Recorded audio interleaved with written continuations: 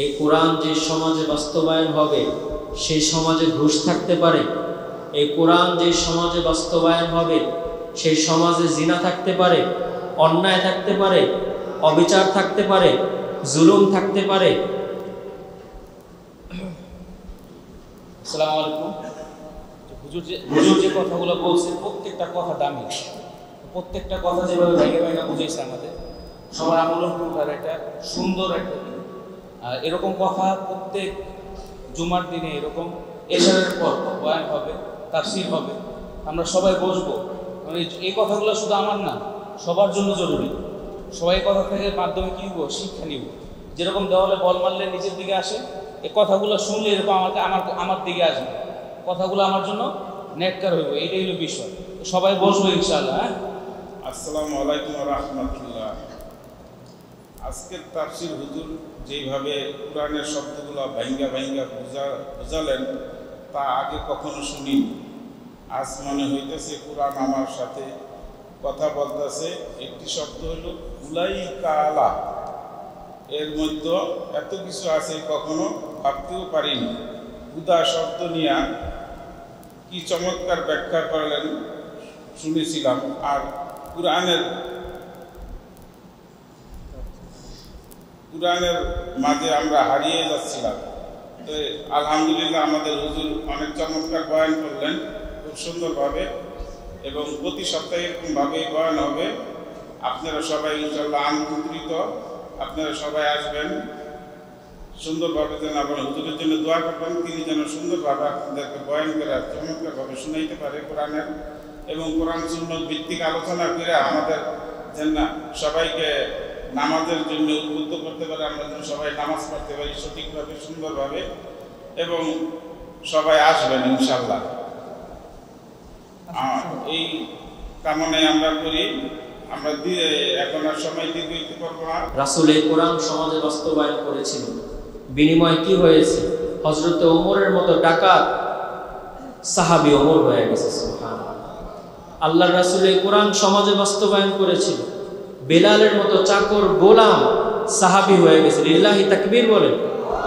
কোরআন ছাড়া তন্ত্র মন্ত্র ধর্ম গ্রন্থ যত কিছুই বাস্তবায়ন করেন, গরিব শুধু গরিবই হতে থাকে, বড় লোক আরো টাকার পাহাড় বানাতে থাকে। আপনারা একটা জিনিস খেয়াল করবেন, 5 স্টার হোটেলের মালিক কখনো মাথায় হাত দেয় না ব্যবসা নষ্ট দেয় বলেন।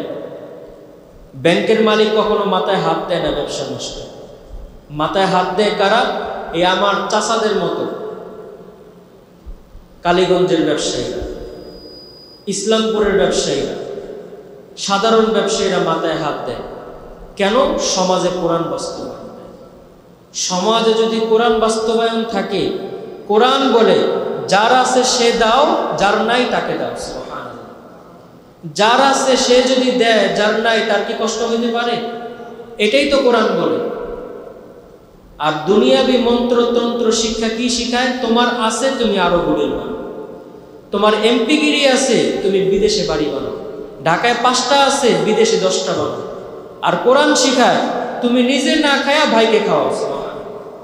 তাহলে বলেন তো, কোরআন আমাদেরকে সঠিক বিধান দেয় না ধর্মতন্ত্র মন্ত্র সঠিক বিধান দেয়? যদি সমাজে কোরআন বাস্তবায়ন না হয়, আমাদের দুর্দশা, আমাদের হতাশা, আমাদের লাঞ্ছনা, আমাদের মুঞ্চনা, আমাদের হাহাকার দিনের পর দিন বৃদ্ধি হতেই থাকবে। কেউ আমাদেরকে সঠিক পথ দেখাতে পারবে না। সুতরাং আজকে আমরা যে বইটি থেকে আলোচনা করব সেই বইটি হলো কোরআন। আমরা কোরআন শুধু শুনবই না, এই কোরআন থেকে সঠিক দিক নির্দেশনা পেয়ে আমরা এই সমাজে স্বতঃস্ফূর্তভাবে কোরআনের 100 ভাগ 100 ভাগ রাষ্ট্র এই সমাজে কায়েম করার চেষ্টা করব ইনশাআল্লাহ। আমরা তাফসীরের শুরুতে কিছু কথা বলি যে আমরা গত সপ্তাহে কি কি করেছিলাম, বলেছিলাম, আপনাদের হয়তো বা মনে নাই, ব্যস্ত মানুষ আপনারা। আমি একটু স্মরণ করাই দিই। আমরা গত সপ্তাহে সূরা বাকারার 4টা আয়াত তেলাওয়াত করেছি। কয়টা আয়াত? 4টা আয়াত।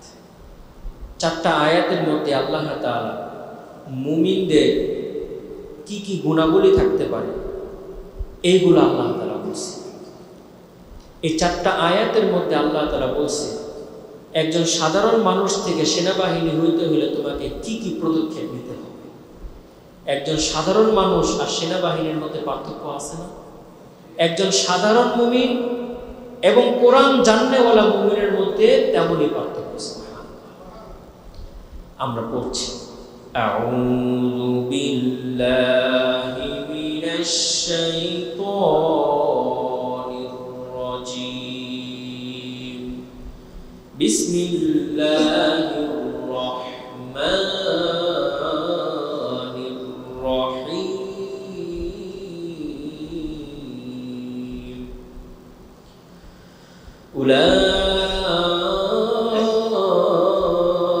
উলাইকা আলা হুদাম মির রাব্বিহিম ওয়া উলাইকা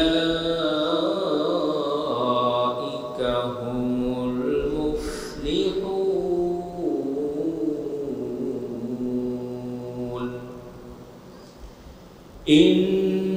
ইন্নাল্লাযীনা কাফারু সাওয়াউন আলাইহিম আআনযারতাহুম আম লাম তুনযিরহুম লা يؤمنون إنما تنذر من اتبع الذكر وخشي الرحمن بالغيب فبشره بمغفرة وأجر كريم আমাদের মুয়াজ্জিন সাহেবকে আমরা প্লেট ধরে ব্যস্ত রাখছি, যার কারণে পোলাপান মসজিদে খেলাধুলা করে। তারা যদি মসজিদে নিয়ে আসে তাহলে আমাদের পরিবেশটা সুন্দর থাকবে। ভাইরা আমার, আমরা সামনে দিকে থাকি। আল্লাহু আকবার। আমরা কোরআনের সূরা বাকারার 5 নম্বর আয়াতটা তেলাওয়াত করেছি। 5 নম্বর আয়াত থেকে আমরা শিক্ষা দীক্ষা নিব ইনশাআল্লাহ। আমরা যদি সামনে তাকাই তাহলে আমরা দেখতে পাবো যে আল্লাহ তাআলা কোরআনকে কত সুন্দর করে লিখেছেন, সৃষ্টি করেছেন। আল্লাহ রাব্বুল আলামিন বলে উলাইকা আলা হুদাম মির রাব্বিহিম, তারাই হেদায়েতের পথে সঠিকভাবে আছে। ওয়া উলাইকা হুমুল মুফলিহুন, এবং তারাই হেদায়েতের পথে থাকার পরে আল্লাহ তাআলা তাদেরকে সফল কাম করে দিয়েছেন।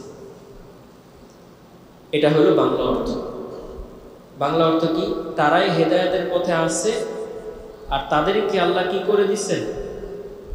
সফল করে দিয়েছেন। শেষ। এটাই বাংলা।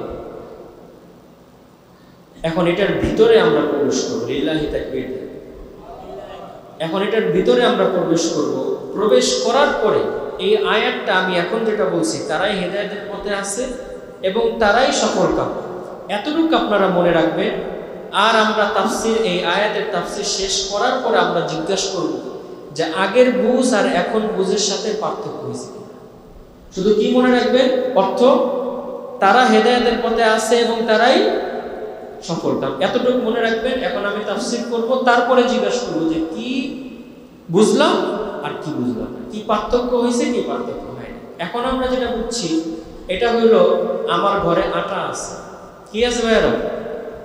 আর তাফসীর করার পরে আমরা যেটা বুঝবো সেটা হলো পরোটা বানায়া সামনে আছে। সুবহানাল্লাহ বলবেন। এখন আটা আছে, তাফসীরের পরে যেটা বুঝবো সেটা পরোটা বানায়া সামনে আছে, এখন খালি খাইতে দিই। সুবহানাল্লাহ। এখন তাহলে চলেন আমরা পরোটা বানানোর কাজ শুরু করি ইনশাআল্লাহ। উলাইকা আলা হুদাম মির রাব্বিহিম, আল্লাহ রাব্বুল আলামিন আয়াতটা শুরু করেছেন উলা দিয়া। এই আয়াতে আল্লাহ তাআলার উদ্দেশ্য হলো সাহাবীরা কারা? আল্লাহ রাব্বুল আলামিন সূরা বাকারার শুরুর আয়াত থেকে একটা ট্রেনিং দিয়েছেন। কি দিয়েছেন? ট্রেনিং দিয়েছেন। এই ট্রেনিংগুলা যারা অর্জন করেছে, এই ট্রেনিংগুলা যারা পার করেছে, এই ট্রেনিং প্রাপ্ত যারা হয়েছে তাদেরকে বলা হয় সাহাবী। সুবহানাল্লাহ পড়েন। এখন ট্রেনিং দেওয়ার পরে আল্লাহ রাব্বুল আলামিন তাদের মর্যাদা দিতেছেন, তাদের সার্টিফিকেট দিতেছেন, তাদেরকে ব্যাচ দিতেছেন। ট্রেনিং দেওয়ার পরে সার্টিফিকেট দেয় না? তুমি অমুক এলাকার এসি এসপি ডিসি। গত সপ্তাহের তাফসীরটা হলো ট্রেনিং, আর এই সপ্তাহের তাফসীর শুরুটা হলো সার্টিফিকেট। সুবহানাল্লাহ পড়ে, উলাইকা আলা হুদাম মির রাব্বিহিম, সার্টিফিকেট। আমি আল্লাহ তাআলা সার্টিফিকেট দিয়ে দিলাম তারা কিসের উপরে আছে? হেদায়েতের উপরে। বলে, আমি আল্লাহ তাআলা সার্টিফিকেট দিয়ে দিলাম তারা কিসের উপরে আছে? হেদায়েতের উপরে। এই যে আমরা বলি উপরে, এটার মধ্যে বিশাল বিস্তীর্ণ বিবরণ আছে। এখন প্রথমেই শুনেন, উলাইকা আল্লাহ কাদের ক্ষেত্রে ব্যবহার করে? কোরআনুল কারীমের মধ্যে উলাইকা একটা সাধারণ শব্দ, কিন্তু কোরআনুল উলাইকা একটা সাধারণ শব্দ, কিন্তু এটা যখন কোরআনে আসে তখন এটা অসাধারণ হয়ে যায়। সুবহানাল্লাহ পড়ে। উলাইকা 5টা জায়গায় ব্যবহার হয়। কয়টা জায়গায়? 5টা জায়গায়। প্রশংসা, হেদায়েত, নিন্দা, পুরস্কার, পরিচয়। প্রশংসা, হেদায়েত, নিন্দা, পুরস্কার, পরিচয়। 5টা জায়গায় কি ব্যবহার হয়? উলাইকা। 5টা জায়গায় কি ব্যবহার হয়? উলাইকা। তো আল্লাহ তাআলা বলছেন উলাইকা, তারা হেদায়েতের উপরে আছে। তো উলাইকার 5টা অর্থ কি? প্রশংসা, আল্লাহ তাআলা তাদের প্রশংসা করতেছে। সুবহানাল্লাহ। উলাইকার দ্বিতীয় অর্থ কি? হেদায়েত, তারা হেদায়েতের উপরে আছে। উলাইকা মানে তারা কিসের উপরে আছে? উলাইকার 3 নম্বর অর্থ হলো নিন্দা। এটা তাদের ব্যাপারে বলা হয় না, কিন্তু নিন্দা এটা দিয়েও বলা হয়। উলাইকার 4 নম্বর অর্থ হলো পুরস্কার। উলাইকা তারাই পুরস্কার প্রাপ্ত। যে সার্টিফিকেটের কথা বললাম, উলাইকা দিয়ে আল্লাহ বলেছে তারা কি প্রাপ্ত? পুরস্কার প্রাপ্ত। উলাইকার 5 নম্বর অর্থ পরিচয়। উলাইকা তারা, তারা কারা? আল্লাহ পরিচয় দিতেছে, তারা হলো সাহাবীরা। সুবহানাল্লাহ। উলাইকা দিয়ে আল্লাহ 5টা জিনিস বুঝায়: পুরস্কার দেওয়া, পরিচয় করিয়ে দেওয়া, হেদায়েত দেওয়া, প্রশংসা করা। এই 5টা শব্দ দিয়ে আল্লাহ সাহাবীদের নামে বলতেছে উলাইকা, তারা হেদায়েত প্রাপ্ত, তারাই প্রশংসনীয়, তারাই পুরস্কার প্রাপ্ত। সুবহানাল্লাহ। এটাকে বলা হয় উলাইকা আলা হুদাম মির রাব্বিহিম। উলাইকা যাদের ক্ষেত্রে ব্যবহার করা হয় তারাই প্রশংসা প্রাপ্ত, তারাই পুরস্কার প্রাপ্ত, তারাই হেদায়েত প্রাপ্ত, তারাই প্রকৃত। এবার উপরে আর প্রাপ্ত 2টা বিষয় শুনে আল্লাহ কোরআনে আলা শব্দ ব্যবহার করছে। উলাইকা আলা, আলা মানে সাধারণভাবে মানুষ বুঝে উপরে। তো এই উপরে আর সেই উপরে পার্থক্য আছে। এই যে মোবাইলটা, এটা আমি হাতের উপরে রাখলাম, বলেন তো এটা কি নিরাপদ না অনিরাপদ? হ্যাঁ। আর এটা আমি এভাবে ধরলাম, এখন এটা নিরাপদ না অনিরাপদ? উপরে থাকলে যে পান পায়া গেছে এরকম না, উপর থেকে কিন্তু ছিটকায়া পড়তেও পারে, কিন্তু হাতে ধরলে ছিটকায়া পড়ার সম্ভাবনা বড় চোর ছাড়া নাই। চোর যদি হাতে বাড়ি দেয় তাহলে আছে। তাহলে আলা মানে উপরে, কিন্তু এই উপরে আর সেই উপরে না, আলা মানে প্রতিষ্ঠিত। সুবহানাল্লাহ। আল্লাহ বলছে উলাইকা আলা, তারা হেদায়েতের উপরে না, তারা হেদায়েতের উপরে প্রতিষ্ঠিত। সুবহানাল্লাহ। মোবাইল এটা এখন উপরে আছে, এটা উপরে, আর এটা ধরা, এটা প্রতিষ্ঠিত। এটা উপরে আর এটা হলো কি? প্রতিষ্ঠিত। উপরে আর প্রতিষ্ঠিত আরেকটা অর্থ বুঝে। একটা বাড়ির মালিক, তার 13 তলা বাড়ি আছে, সে 13 তলা বাড়ির 2 তলায় থাকে, আর একজন ভাড়াটিয়া 13 তলায় থাকে। বাহ্যিকভাবে উপরে কে? ভাড়াটিয়া। আর প্রকৃতভাবে উপরে কে? বাড়িওয়ালা। কারণ কি? বাড়িওয়ালা বাহ্যিকভাবে উপরে নাই, কিন্তু সে বাড়িতে প্রতিষ্ঠিত। সুবহানাল্লাহ। আলা দিয়ে আল্লাহ উপরে বুঝায় না, আলা দিয়ে আল্লাহ প্রতিষ্ঠিত বুঝায়। উলাইকা আলা, সাহাবীরা হেদায়েতের উপরে না, সাহাবীরা হেদায়েতের উপর প্রতিষ্ঠিত। সুবহানাল্লাহ। আমার হেদায়েত আছে, এখন আছে, কিন্তু আমি হেদায়েতের উপরে প্রতিষ্ঠিত না। আপনার হেদায়েত আছে, কিন্তু আপনি হেদায়েতের উপরে কি না? প্রতিষ্ঠিত না। প্রতিষ্ঠিত কখন হব? হেদায়েত নিয়ে যদি মরতে পারি তাহলে কি হব? প্রতিষ্ঠিত। আর সাহাবায়ে কেরাম জীবিত থাকা অবস্থায় আল্লাহ কি এলান করতেছে? তারা হেদায়েতের উপরে কি? প্রতিষ্ঠিত। এই প্রতিষ্ঠিত দিয়ে আপনি কি বুঝেন? যারা হেদায়েতের উপরে প্রতিষ্ঠিত তারাই আমাদের মানদণ্ড। সুবহানাল্লাহ। তার মানে ঈমান এবং হেদায়েতের মানদণ্ড আমাদের জন্য কারা? সাহাবায়ে কেরাম, কারণ তারা হেদায়েতের উপরে প্রতিষ্ঠিত। আলা, এটা 1 নম্বরে প্রতিষ্ঠিত বোঝায়। মাল মেডিসিন গুলো অ্যাড করতেছে, তারপরে পরোটা যখন ভাজবো আপনাদের কাছে সুন্দর হয়ে যাবে, এখন বুঝতেছেন না। মাল মেডিসিন গুলো একত্রিত করতেছে। আলা মানে প্রতিষ্ঠিত, উপরে না, আলা মানে প্রতিষ্ঠিত, আলা মানে দায়িত্ব, আলা মানে ভরসা, আলা মানে বিরোধিতা, আলা মানে নিয়ন্ত্রণ।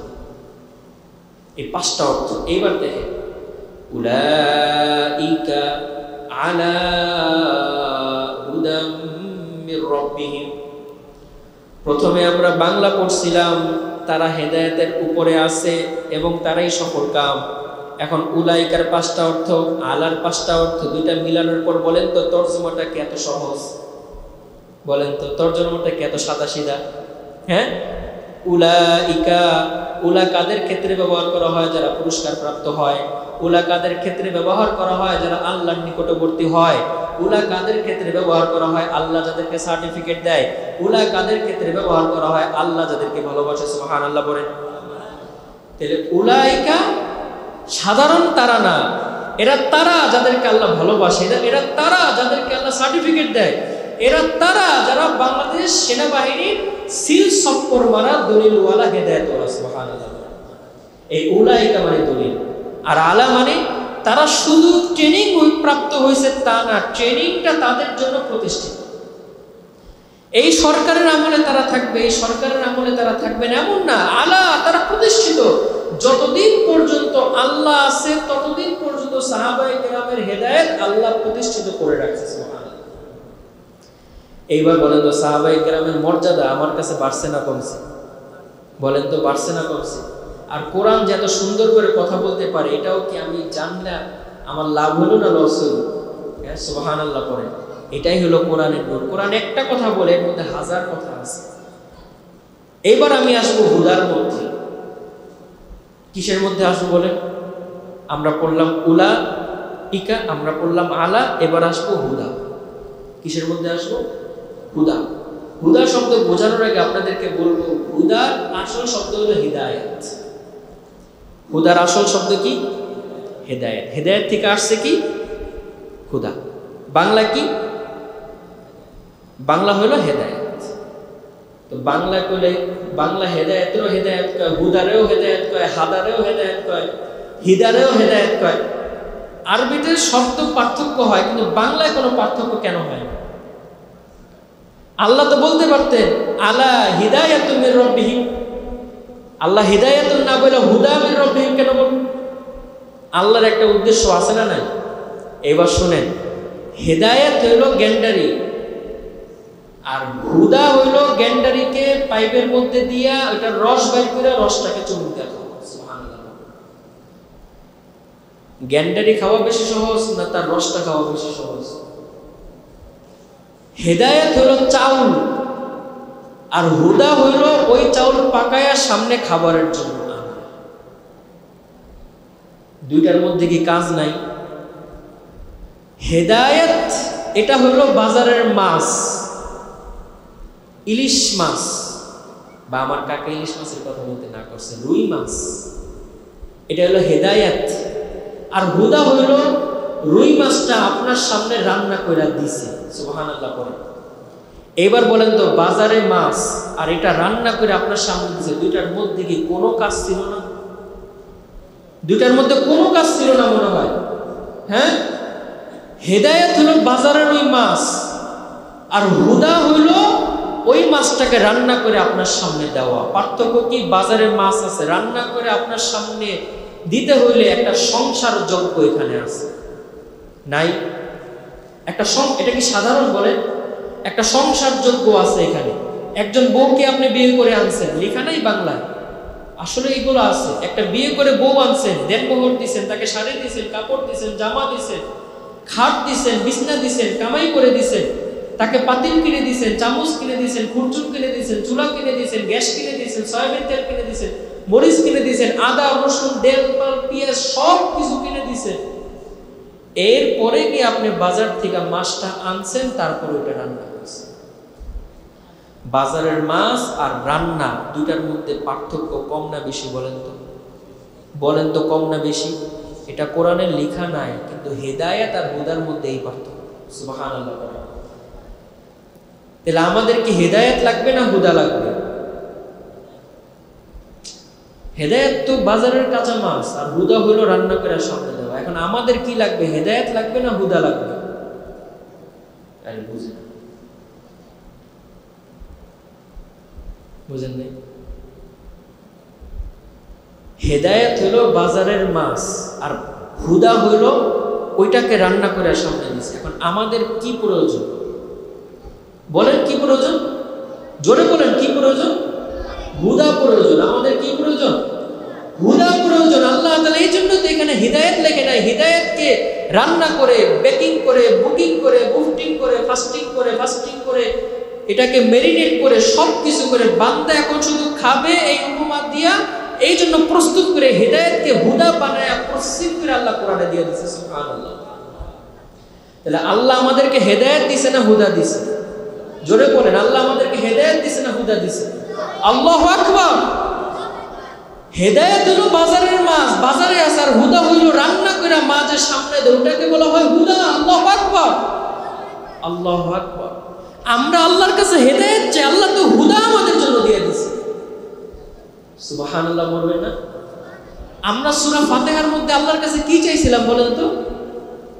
হ্যাঁ, ইহদিনাস সিরাতাল মুস্তাকিম। আমি আল্লাহর কাছে কি চাইছি?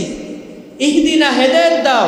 আল্লাহ এক সূরা পড়ে আমার জন্য হেদায়েতকে হুদা বানায়া দিয়ে দিয়েছে। সুবহানাল্লাহ, আল্লাহু আকবার। এইবার বলেন, আল্লাহর প্রতি ভালোবাসা কমছে না বাড়ছে? আমি চাইছি হেদায়েত, আল্লাহ দিল কি?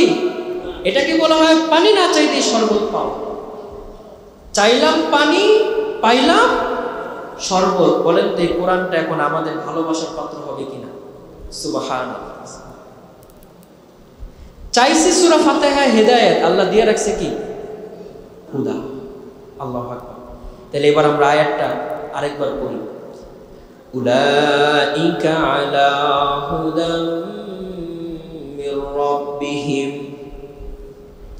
তাইলে তারা যাদেরকে আল্লাহ রাব্বুল আলামিন তার পক্ষ থেকে হুদা দান করছে, হেদায়েত প্রাপ্ত করছে। সুবহানাল্লাহ। এইবার বলেন তো আয়াতের তরজমা আগের যে পার্থক্য হয়েছে না হয় নাই? আগে যেমন বুঝছিলেন, এখনকার বোঝা আগের বুঝের সাথে বাড়ছে না কমছে? এবার আয়াতটা পড়েন, দেখবেন মজা লাগবে। পড়েন, দেখবেন মজা লাগবে। উলাইকা আলা হুদাম মির রাব্বিহিম। সুবহানাল্লাহ। আপনি এইখান থেকে চিটাগাং যাবেন, 200 টাকা দামের বাসও আছে, আবার 3000 টাকা দামের বিমানও আছে। বলেন তো দুইটা কি সমান? আপনি কোরআনের বাংলা দেখা পড়বেন, এটা হলো 200 টাকা দামের বাস, চেয়ার ফোর্স। আর কোরআনকে আলেমের কাছ থেকে শুনবেন, এইভাবে শুনবেন, তাফসীরের মধ্যে শুনবেন, এইটা হলো 3000 টাকার বিমানের মধ্যে বসে চট্টগ্রাম যাওয়া। দুইটা কি সমান? বলেন তো দুইটা কি সমান? আল্লাহ আমাদেরকে আলেম থেকে কোরআন বোঝার তৌফিক দান করুন, পড়ি আমিন। এইবার আসছে এই আয়াতের মির রব্বিহিম। কোথায় আসছে? মির রব্বিহিম। এইবার দেখেন আল্লাহ তাআলা এই আয়াতের শেষে মির রব্বিহিম না দিয়া আল্লাহ তাআলার নাম কয়টা বলেন তো? 99টা। জোরে বলেন কয়টা? 99টা নামের মধ্যে একটা নাম হলো রব। একটা নাম কি? আচ্ছা, আল্লাহ এটা রবের চেয়েও পাওয়ার, মালিক এটা রবের চেয়েও পাওয়ার। এই রব ছাড়াও আল্লাহর 99টা নামের মধ্যে আরো পাওয়ারি নাম ছিল না? এখন আপনার হয়েছে জ্বর, কি হয়েছে? ডাক্তার যদি শুধু বাসক দেয়, এটা খান কাশি কমবে, তো বাসক তো ভালো, কিন্তু এই মুহূর্তে কি আপনার জন্য বাসক দামি না নাপা দামি? এই মুহূর্তে আপনার জন্য কি প্রয়োজন? আপনার লাগছে ভাতের খিদে, এখন যদি আপনাকে স্যান্ডউইচ দেয়, আপনার কি এটা মজা লাগবে? তো কোরআন কে লিখছে বলেন তো? জোরে বলেন তো, কোরআন কে লিখছে? তিনি ভাতের জায়গায় ভাতই দিবেন, স্যান্ডউইচের জায়গায় স্যান্ডউইচই দিবেন, আবার ক্যাপসুলের জায়গায় ক্যাপসুলই দিবেন, বাসকের জায়গায় বাসকই দিবেন, আবার নাপার জায়গায় নাপাই দিতে পারেন। কে? আল্লাহর 99টা নাম, আমি তো আজীব হয়ে যায়, আল্লাহর 99টা নাম থাকা সত্ত্বে এই আয়াতের মধ্যে আল্লাহ রব্বিহীন কেন দিল? রব তাকে বলে যে লালন করে, রব তাকে বলে যে পালন করে, রব তাকে বলে যে আদর করে, রব তাকে বলে যে মায়া করে, রব তাকে বলে যে ভালোবাসে, রব তাকে বলে যে আদর করে আগলায় রাখে, রব তাকে বলে যে লালিত পালিত করে, রব তাকে বলে যে লালন করে, রব তাকে বলে যে লালন করে পালন করে ভালোবেসে মায়া করে আগলায় রাখে। সুবহানাল্লাহ। এইখানে কি প্রয়োজন ছিল?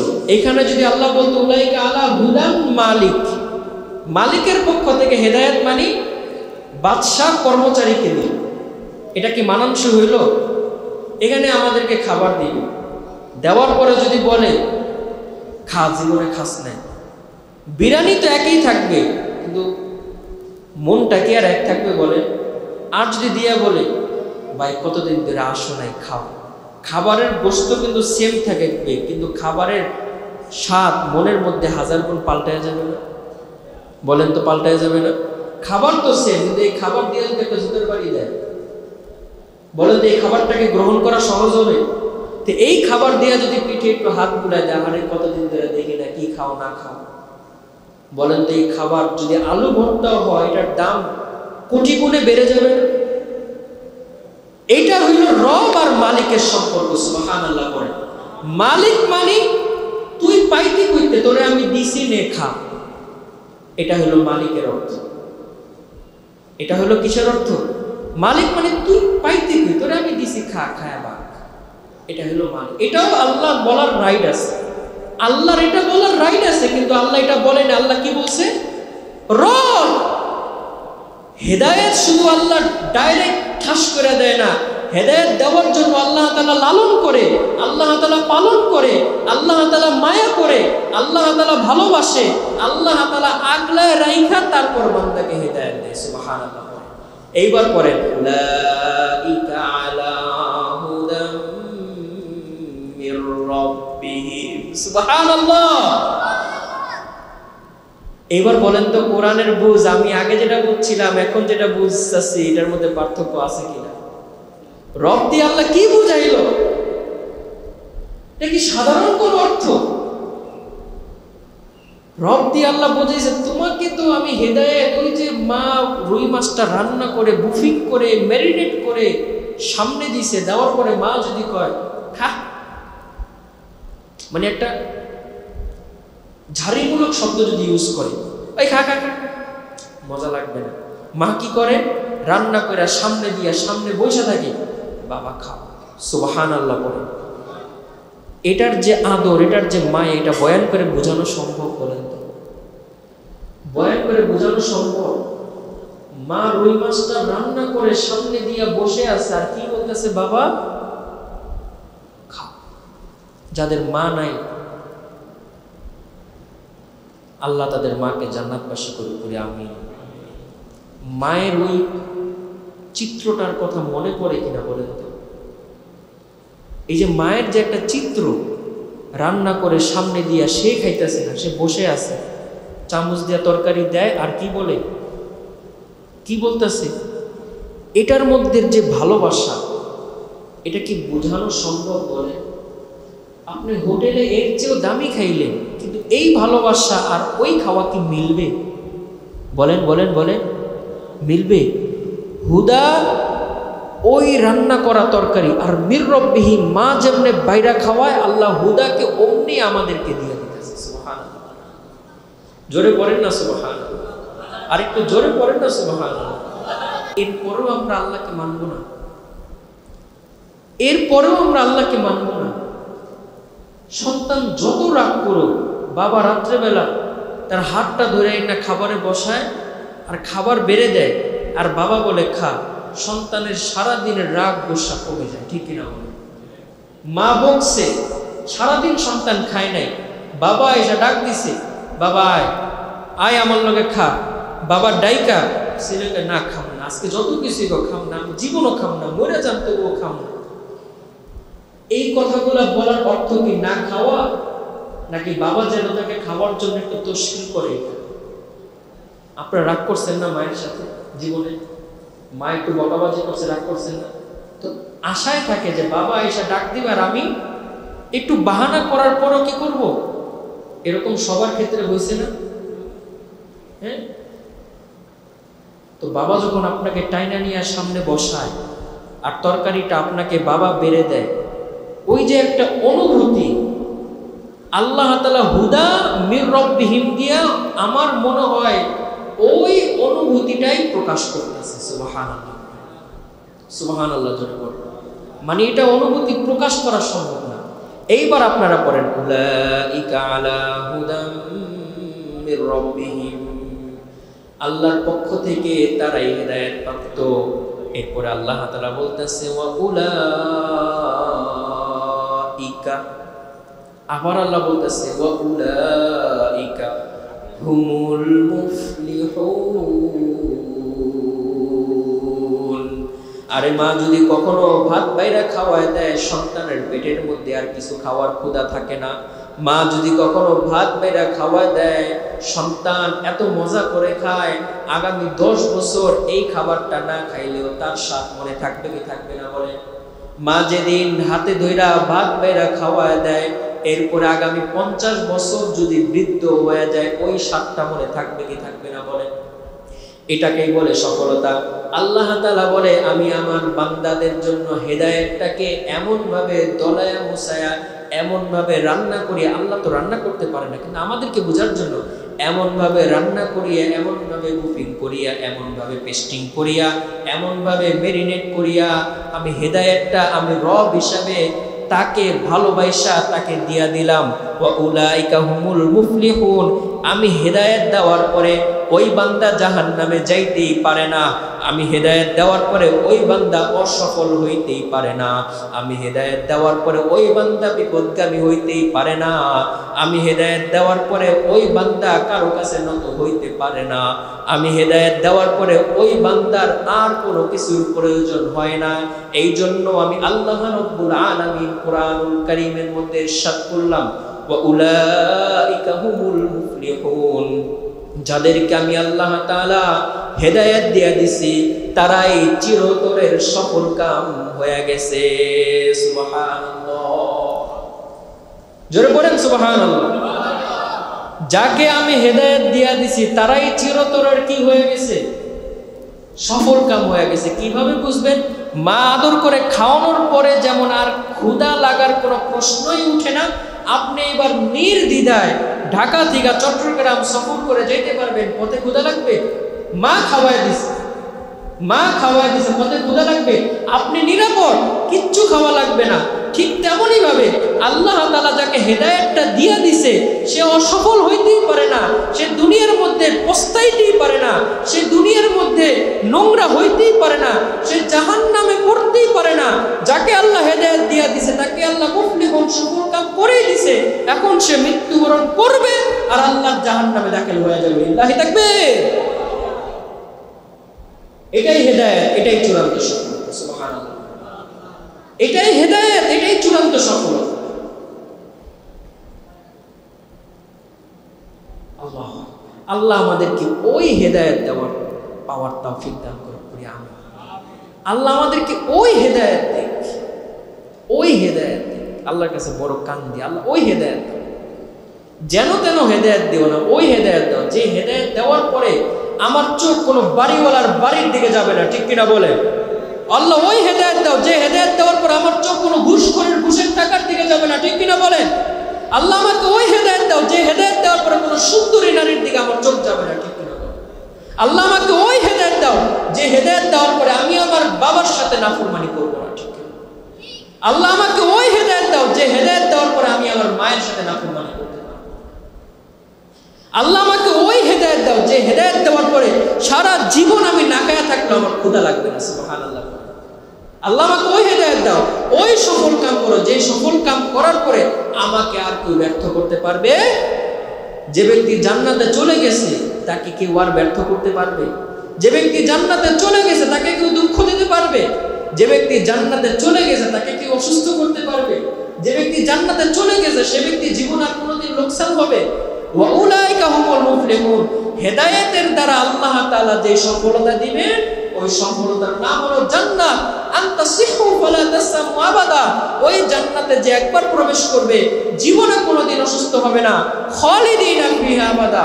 ওই জান্নাতে একবার যে প্রবেশ করবে জীবনে বের হবে না। ওই জান্নাতে একবার যে প্রবেশ করবে জীবনে ক্ষুধার্ত হবে না। ওই জান্নাতে একবার যে প্রবেশ করবে জীবনে পিপাসার্ত হবে না। ওই জান্নাতে একবার যে প্রবেশ করবে জীবনে কোনোদিন ব্যর্থ হবে না। ওই জান্নাতে একবার যে প্রবেশ করবে জীবনে কোনোদিন অসফল হবে না। ওই জান্নাতে একবার যে প্রবেশ করবে জীবনে কোনোদিন কোনো দুঃখ কষ্ট তাকে স্পর্শ করতে পারবে না। ওই জান্নাতে একবার যে প্রবেশ করবে জীবনে কোনোদিন সে আল্লাহর নজর থেকে এক সেকেন্ডের জন্য বের হবে না। সুবহানাল্লাহ। ওই জান্নাতের নাম হলো সফলতা। আপনি আমি সফলতা মানে কি বুঝি? 5 তলা বাড়ি, 10 তলা বাড়ি, মার্সিডিজ, এইগুলাও সফলতা। দুনিয়ার সাধারণ মানুষদের জন্য এগুলো সফলতা। আর যারা অসাধারণ তাদের জন্য এগুলো সফলতা না, তাদের জন্য এগুলো তুচ্ছ, ছাই ছাড়া কিচ্ছু না। কুল মাতাউদ দুনিয়া কলিল, আল্লাহ তাআলা বলেছে এদেরকে বলে দাও এরা দুনিয়া পুরা দুনিয়ার বাদশা হয়ে যাক, এগুলা আমার কাছে কয়লার ছাই ছাড়া কিচ্ছু। সুতরাং তাহলে আমরা আসল সফলতার দিকে ঝুঁকবো, ঠিক কিনা বলে? আসল সফলতা পাওয়ার জন্য নামাজ পড়তে হবে কি হবে না? আসল সফলতা পাওয়ার জন্য যাকাত দিতে হবে কি হবে না? আসল সফলতা পাওয়ার জন্য পিতামাতার নাফরমানি করতে হবে কি হবে না? যাতে মাতার দানে ঠিক। আসল সফলতা পাওয়ার জন্য যৌতুক নিতে হবে কি হবে না বলেন? হবে বলছে কে?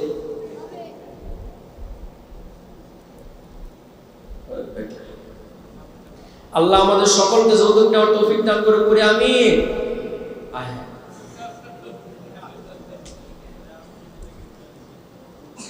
আল্লাহ আমাদের সবাইকে যৌতুক নেওয়ার তৌফিক দান করে নাউজুবিল্লাহ। যৌতুক নিব আমরা? অনেকে বলে যৌতুক না দিলে নাকি অসম্ভব। ছেলের কি দাম? ছেলের যদি এতই দাম হয় ছেলেকে গরুর হাটে নিয়ে উঠাও। কি কথা বলেন, ঠিক কিনা? ছেলের যদি এত দাম হয় তাকে রামসাগরের হাটে উঠাও। দাম হলে বেচো। মেয়ের বাবার কাছে বেচো কেন? হাটে বেচো। কি ছেলেকে নিয়ে গরুর মতো দাম উঠেছে। এই ছেলেকে বিয়ে করতে হলে 30 লাখ দিতে হবে। গরুর হাটে উঠা কি? ছেলেদেরকে এরকম হাটে উঠায় নাই বাবা মারা? হ্যাঁ, উঠেছে কিনা? আবার যেই ছেলেকে বিক্রেতারা ভালো মানের অঙ্ক না পায় ওই গরুর পিঠের উপরে দিন আর রাত্রেবেলা সুন্দর সুন্দর ফুল বাণিজ্য করে। আল্লাহ আমাদেরকে হেফাজত করে আমি। আমরা 2 নম্বর আয়াত পড়ব। ইন্নাল্লাযীনা কাফারু সাওয়াউন আলাইহিম আনযারতাহুম আম লাম তুনযিরহুম লা ইউমিনুন। কোরআনের একটা আয়াতের তাফসীর করলাম, সময় লাগছে 48 মিনিট। কয় মিনিট? ওটার ভিতরে আর কিছু নাই। মুফলিহুন শেষ করে দিয়েছি। মুফলিহুনের ভিতরে অনেক কিছু আছে। আজানের মধ্যে কি বলে? হাইয়া আলাল ফালাহ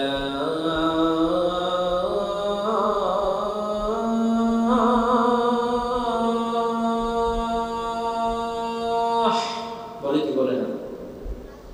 হাইয়া আলাল ফালাহ।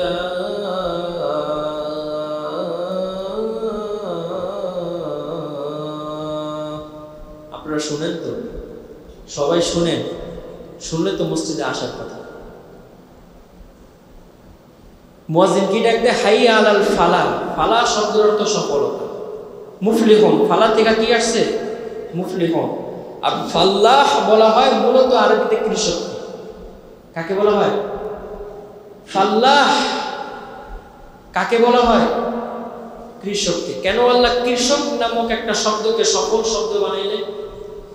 কারণ ইসলাম নিয়ে যদি তুমি সফল হইতে চাও, তোমাকে একজন কৃষকের মতোই ইসলামের বীজটাকে বপন করতে হবে, তার দেখভাল করতে হবে, তার মধ্যে ফল ধরার আশায় থাকতে হবে। সুবহানাল্লাহ। অর্থটা বুঝছেন তো? অর্থটা বুঝছেন তো? তুমি যদি ইসলাম নিয়ে সফল হইতে চাও, ইসলাম নিয়ে সফল হইতে আমরা রাজি আছি, কিন্তু হাত তুলে দেখা দিলে নারায়ে তাকবীর, হ্যাঁ হাত তো তুলছেন। এবার কাজ শুনে, কাজ হলো কৃষকের কাজ। কিসের কাজ? কৃষকের কাজ। ফাল্লাহ শব্দের অর্থ কি বলেন? কৃষক কি? নাকি কৃষককে আপনারা ঘৃণা করেন? করেন নাকি? কৃষককে কৃষকের বাচ্চা বলে গালি দেন তো? দিবেন, সওয়াব হবে, হবে না? কি হবে? আমাদের দেশে বেশি বেশি কৃষকের দরকার আছে না নাই বলেন? আমি তো মনে করি প্রত্যেকটা কৃষককে গোল্ড মেডেল দেওয়া হোক, প্রত্যেকটা কৃষকের ঘরে এসি দেওয়া হোক।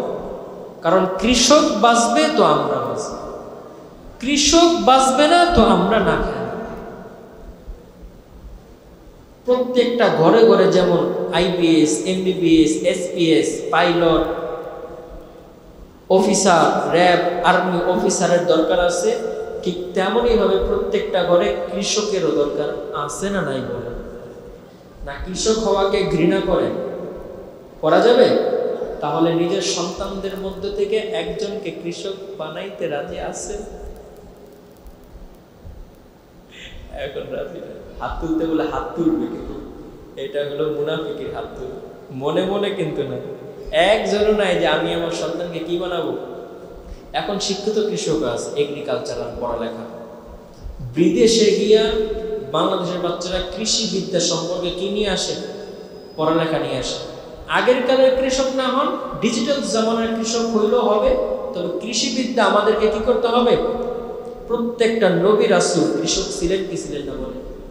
প্রত্যেকটা নবী কৃষক ছিলেন। তো ফাল্লাহ শব্দ অর্থ হলো কৃষক।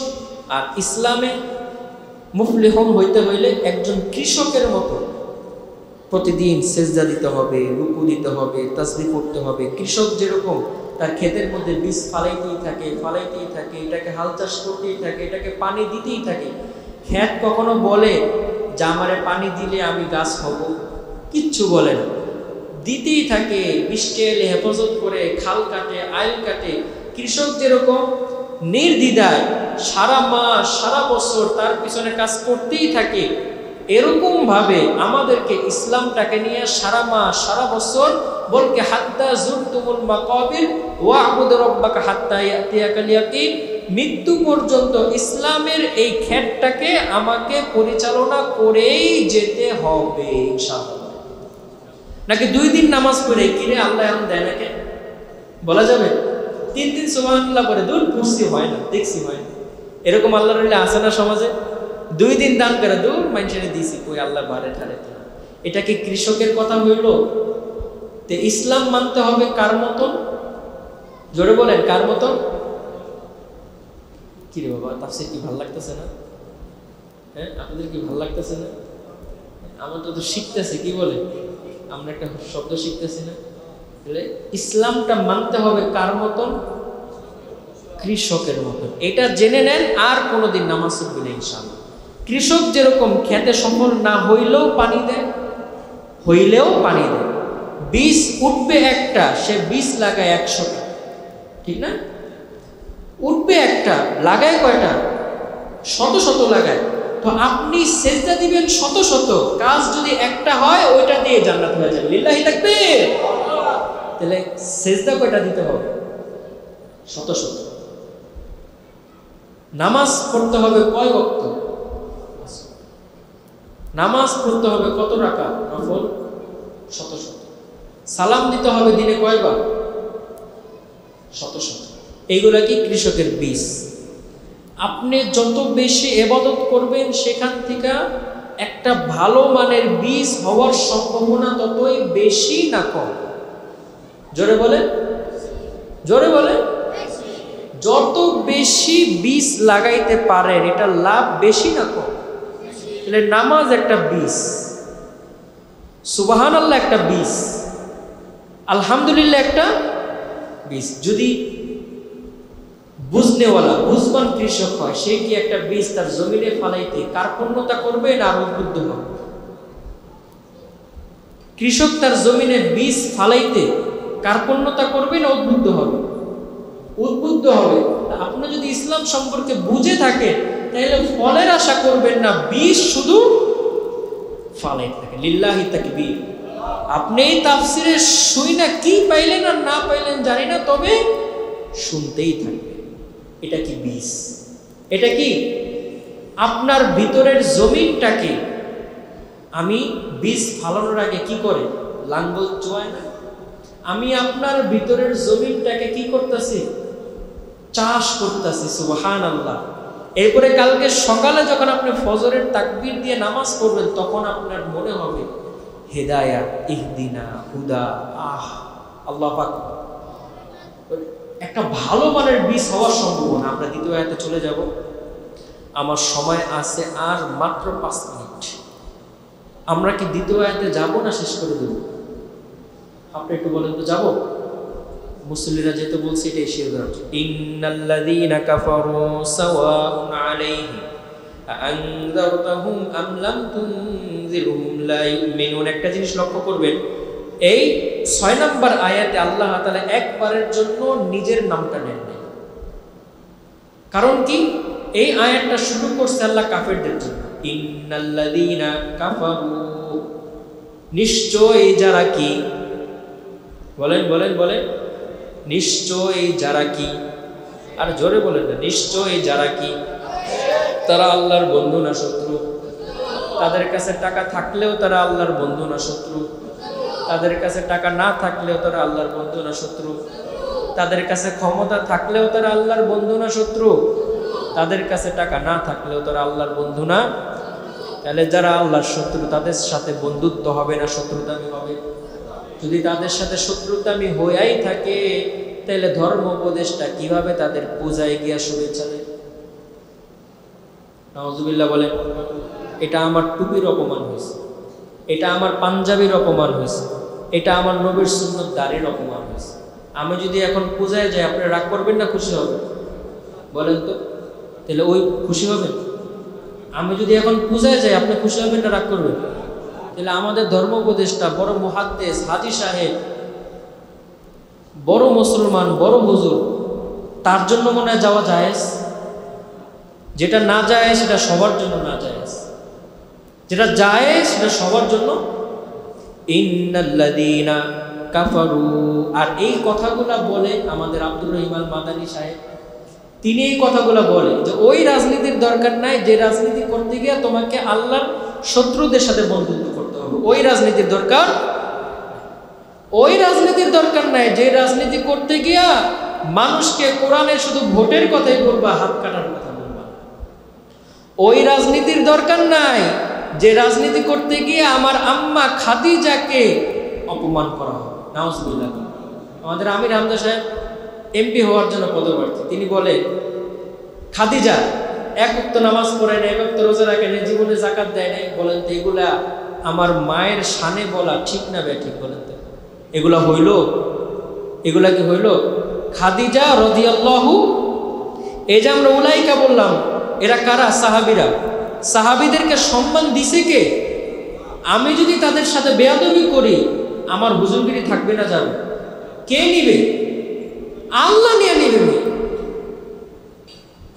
সাহাবীদের সাথে বেয়াদবি করে যাদের সামনে আল্লাহ উলাইকা আলা হুদা লেখছে তাদেরকে তুই তাকারি করিয়া যদি আমি ওয়াজ করি, এই ওয়াজ দিয়ে হেদায়েত হবে না গুমরাহি হবে? বলি খাদিজা রাদিয়াল্লাহু তাআলা আনহা জীবনে এক ওয়াক্ত নামাজ পড়ে নাই, এটা কি এমনি বলা যায়?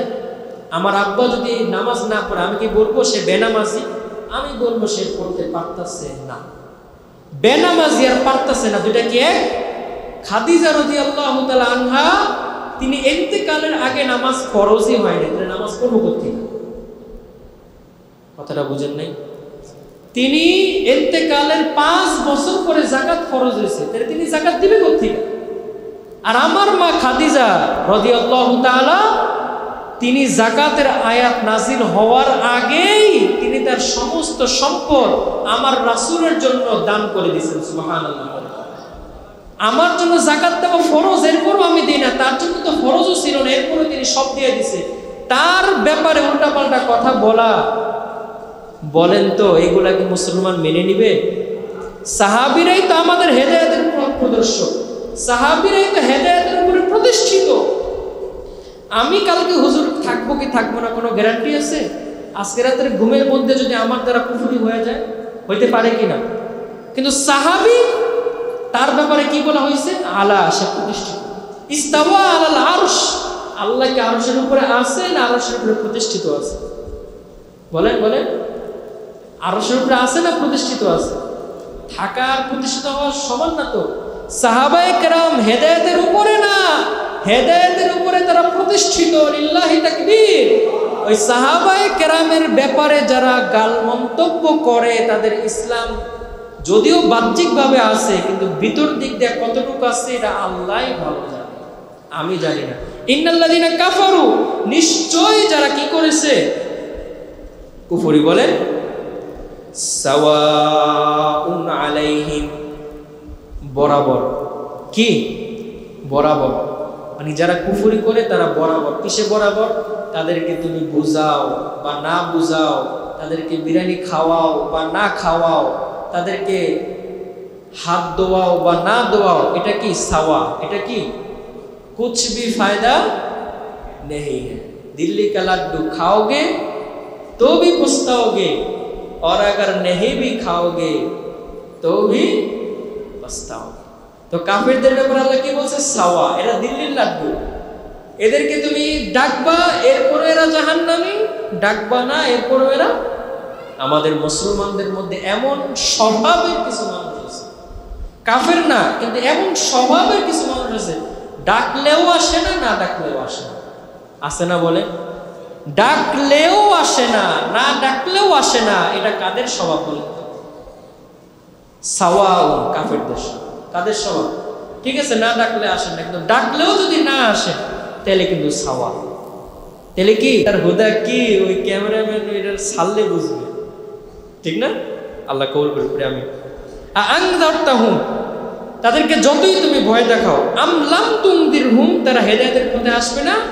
লা ইউমিনুন, তারা ঈমান আনবে না। এই নিশ্চয়তা, এই গ্যারান্টি দিছে একজন, তিনি কে? যারা হেদায়েতের পথে আসবে না, আল্লাহ গ্যারান্টি দিয়ে দিছে। তাদের পাছা ঘষার দরকার আছে? ভারতের মোদির পাছা যারা ঘষে, এটা কোরআনের বিরোধিতা করে। আল্লাহর রাসূল 63 বছর জীবনে কোন কাফেরের সাথে আতাত করে ক্ষমতায় যাওয়ার কথা চিন্তাও করে না। লিল্লাহি তাকবীর। বাদশাহ হিরাক্লিয়াসের সাথে আল্লাহ রাসূল আতাত করছে না বিরোধিতা করছে? বলেন বলেন বলেন। জঙ্গে মুতা কেন হয়েছে? কুফার কুরাইশদের সাথে, আবু জাহেলের সাথে আল্লাহ রাসূল আতাত করছে না বিরোধিতা করছে? যদি বিরোধিতা নাই করে তাহলে জঙ্গে বদর কেন হয়েছে? বলেন বলেন। আবু সুফিয়ানের সাথে আল্লাহ রাসূল আতাত করছে না বিরোধিতা করছে? যদি বিরোধিতা নাই করে তাহলে জঙ্গে উহুদ কেন হয়েছে? সব জায়গায় এক হাদিস লাগাইলে চলবে না। বুঝাও বুঝাও বুঝাও, সব কিছু বুঝে হয় না। সব যদি বুঝে হইতো রাসূলের জামানায় 57টা যুদ্ধ প্রতিষ্ঠিত হইতো।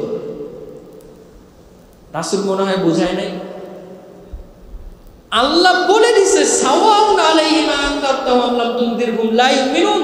কাফের, কট্টরপন্থী, এদেরকে বুঝাইলে চলবে না, এদের সাথে বিরোধিতা ঘোষণা করতে হবে। লিল্লাহি তাকবীর। বলবেন মুসলমানদের সংখ্যা তো কম, বদরের চেয়েও কম। বলেন বলেন বলেন। 313 বিএস কত? 1300। মুসলমানরা আতাত করছে না জিহাদ করছে? বলেন বলেন। মুতার যুদ্ধে মুসলমান 3000, কাফের সংখ্যা 3 লাখ। আতাত করছে না জিহাদ করছে? এখন যে আপনারা বলেন মুসলমানদের সংখ্যা কম, মানে মিল্লা জিল্লা করি, কাফেরের সাথে মিলা ঈমানকে বিসর্জন দেওয়া এক কথা। ক্ষমতার জন্য কাফেরের সাথে মিলা যাবে? বলেন বলেন। ভোটের জন্য কাফেরের সাথে মিলা যাবে? তাহলে নবী মিলল না কেন? নবী যদি কুরাইশের সাথে মিলতো, নবীজিকে হাত দিবে এমন কোন বাপের বেটা ছিল নাকি? হ্যাঁ, মিলছে? মিলে নাই। নবী সত্য পথের সামনে আগে গেছে, আর তাকে সাহায্য করছে একজন, তিনি কে? সাহায্য করছে না ছেড়ে দিছে? আজকেও কোনো কাফেরের সাথে মিল হবে না।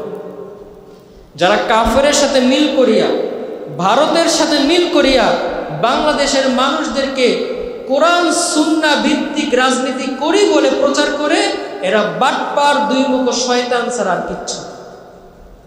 পরিচয় করাই দিলাম। আল্লাহ বলছে এদের সাথে মিল হবে না। তুমি যদি কোরআন সুন্নাহর রাজনীতি করতেই চাও, তাহলে তোমাকে সবার আগে ঘোষণা করতে হবে দুনিয়ার কোনো কাফেরের সাথে আমার কোনো সম্পর্ক নাই। বলে ভারতের সাথে বন্ধুত্ব সম্পর্ক। কাফেরের সাথে কিসের বন্ধুত্ব সম্পর্ক? আবু জাহেলের সাথে নবীজির বন্ধুত্ব সম্পর্ক ছিল, হিরাক্লিয়াসের সাথে ছিল, বাদশাহ রোমান ফারেসের সাথে ছিল। তোমার কিসের বন্ধুত্বের সম্পর্ক?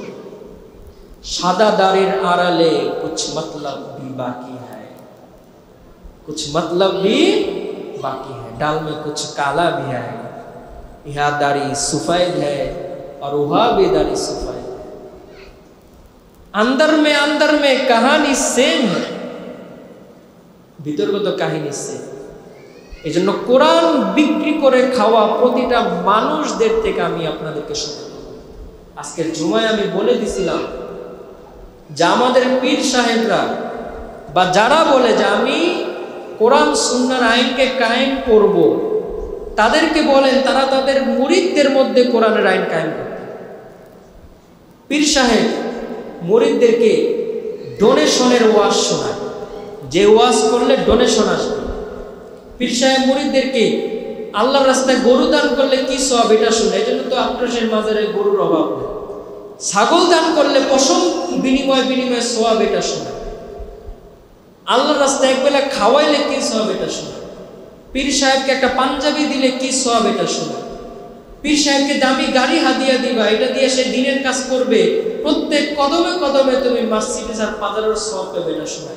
পীর সাহেবের জিম্মায় এটাও ছিল, তুমি যদি নামাজ না পড়ো 80টা বেত রাকাত তোমাকে করব, এটাও পীর সাহেবের জিম্মায় ছিল। এই বয়ান কোনোদিন করে না। জোরে বলেন ঠিক কিনা? তাহলে আজকে যারা বলে আমি কোরআনের রাজনীতি কায়েম করব, তাদেরকে বলেন তোমার দলের মধ্যে যে চুরি করে তার হাত আগে কাটটা দেখাও যে তুমি কোরআনের রাজনীতি করো কি করো। এখনো যেহেতু কোনো পীর সাহেব করে নাই, সুতরাং এখনো কোনো মানুষ কোরআন ভিত্তিক রাষ্ট্র কায়েম করতে পারবে এটা আমার বিশ্বাস। রাজনীতির মাঠে ঠিক আছে, কিন্তু কোরআন কায়েম করব, কোরআনের নাম দিয়ে ভোট চাওয়া, আমি এটার বিরোধী। আমাদের কোনো হুজুর যদি ভোটে দাঁড়ায় আমি 100% তাকে সাপোর্ট করি, কিন্তু সেই কোরআন এটাকে আমি সাপোর্ট করি। মানে 100% তুমি কোরআন এটাকে প্রমাণ করে দেখো, পুরা বিশ্বের মধ্যে প্রমাণ করে দেখা দরকার নেই। তোমার যারা মুরিদ এদেরকে তুমি কালকে বলো আমার মুরিদ যদি হইতে চাও শুধু ডোনেশন না, নামাজ না পড়লে তোমাকে পিছনে 80টা বেত দিব, এরপর দেখো তোমার মুরিদ ভাগবে না। রাসূলকে এটা বলে নাই? রাসূলের মুরিদ ছিল সাহাবীরা। রাসূল স্পষ্ট করছে লা সারাকাত ফাতিমাতা কাতাত ইয়াদা, যদি আমার মেয়ে ফাতেমা চুরি করে আমি হাত কেটে দিব। তাহলে রাসূল যদি তার দলের মধ্যে এটার ঘোষণা দিতে পারে, তুমি দিতে পারো না? কথা বলে। রাসূলের জামানায় এক সাহাবী, মহিলা সাহাবী আসছে, ইয়া রাসূলুল্লাহ আমি জিনা করছি। রাসূল কি বলছে? জিনা করছো, ঠিক আছে তওবা করো, 2 রাকাত নামাজ পড়বা, মাফ হয়ে যাবে, এটা বলছে। রাসূল বলছে জিনা করছো, ঠিক আছে সাক্ষী নিয়ে আসো, সাক্ষী নিয়ে আসছে। এবার বলছে ঠিক আছে তোমার পেটে কি বাচ্চা আছে? বলে হ্যাঁ বাচ্চা আছে। বলে আগে বাচ্চা প্রসব হোক। এরপরে আবার আসছে সাহাবী, বলছে রাসূল আমি জিনা করছি। বলে তোমার বাচ্চার কত বছর? তো মাত্র প্রসব হয়েছে। একে 2 বছর দুধ খাওয়াও, 2 বছর দুধ খাওয়াইছে। এরপরে সাহাবী আবার আসছে, রাসূল আমি জিনা করছি। রাসূল বলে তোমার বাচ্চা কি দুধ ছাড়ছে? বলে দুধ ছাড়ছে, তবে এখনো তোলা খেতে পারে না। বলে আরো 2 বছর দিলাম, এর আগে তোলা খাওয়া শিখাও। এরপরে তারা তোলা খাওয়া শিখেছে। এরপর মহিলা সাহাবী আসছে, ইয়া রাসূলুল্লাহ আমি জিনা করছি। মাঝখানে কয় বছর পার হলো বলেন তো? হ্যাঁ 4 বছর পার হয়ে গেছে।